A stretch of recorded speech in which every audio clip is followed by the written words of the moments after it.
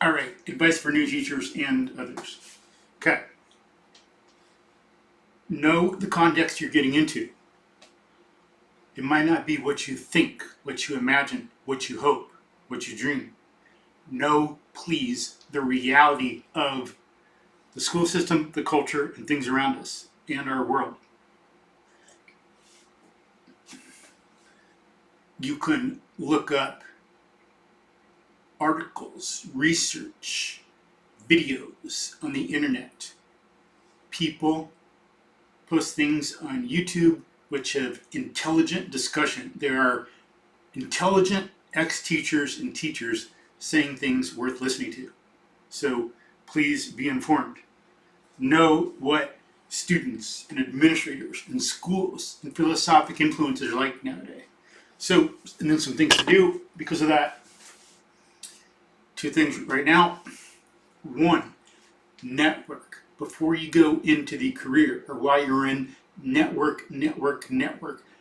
Make sure you know a lot of people, a lot of other teachers, maybe some good administrators. Stay in touch.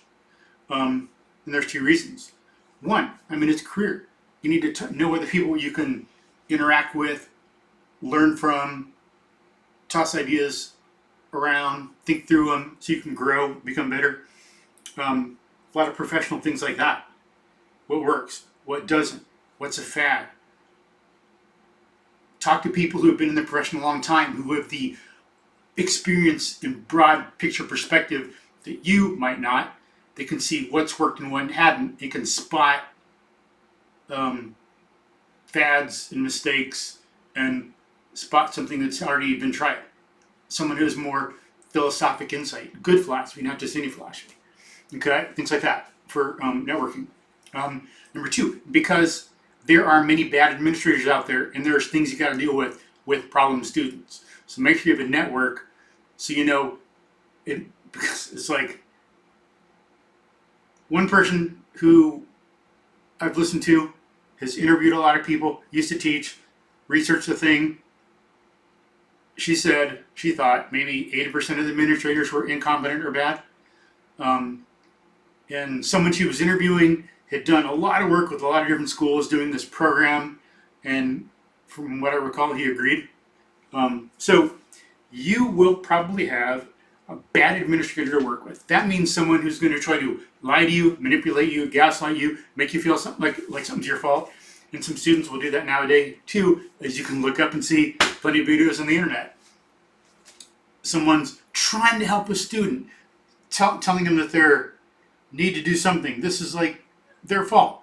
And the student says, no, it's your fault. You need to do a better job. It's crazy.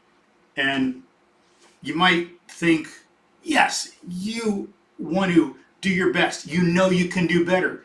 And you might fall into the trap of thinking they're right in a sense, but they are not doing it from the standpoint of the truth. That is pure manipulation on the part of some students and administrators. Do not assume that they're anchored to the truth like you are. They are doing it purely for manipulation, lies, stuff like that, gaslighting, whatever, all this stuff.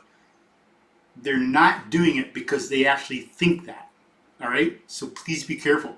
You need a network so you can talk to other people, know what's going on, know that it's not you, because administrators will try to isolate you. They will try to silence you.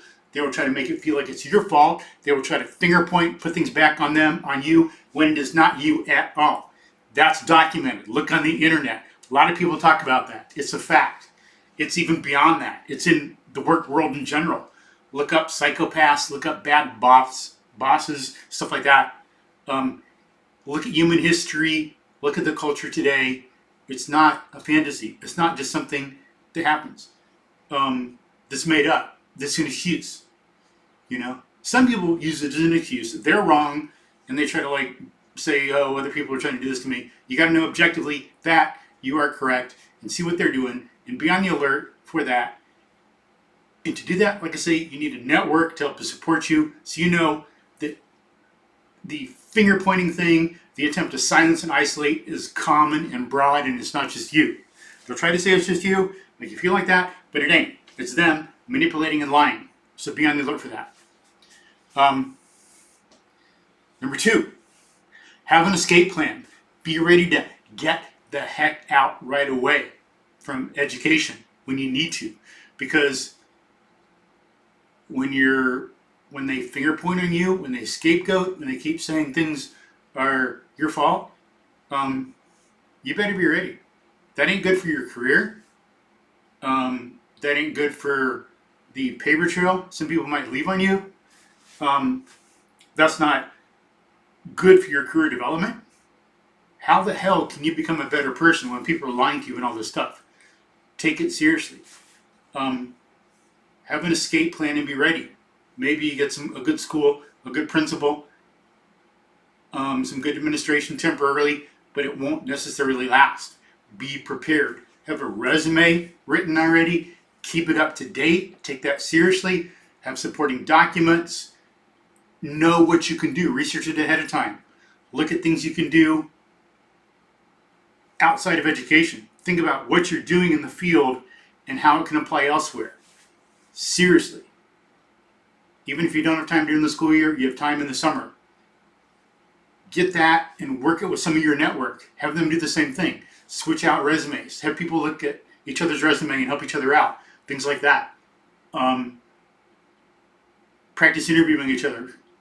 See what they think they could do outside of education. What you could do. What your strengths and weaknesses are. Prepare for it.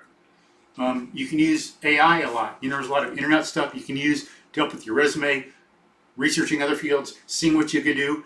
There's suggestions on the internet, websites, videos, and YouTube and all this that are well documented, not just like silliness.